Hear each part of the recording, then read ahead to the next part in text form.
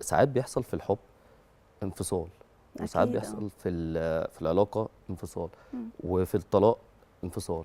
طيب هنا عايزين نعرف ما بين الانفصال، لما بيحصل انفصال ايه الأسرع في التعافي، الراجل ولا الست؟ بُص يا أحمد، هو أنا هاقول لك إن يعني ده بيبقى ليه مرحلته، وده بياخد وقته، بيعدّي بظروف معيّنة، ودي برضه نفس الكلام بتعدّي بظروف معيّنة وبيبقى ليها وقت معيّن. بس خلّيني أقول لك إن يعني الست ممكن يبان إن هي في الأول مكسورة أو ضعيفة أو مجروحة أو، بس اللي بيحصل إن الست بتاخد وقتها الكافي. يعني بمعنى إيه؟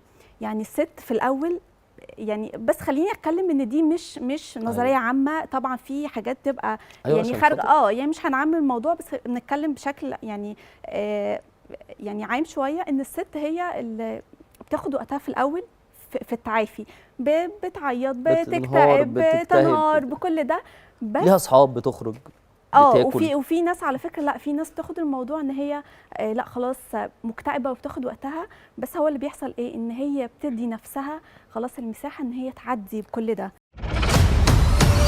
مازن ميديا برودكشن.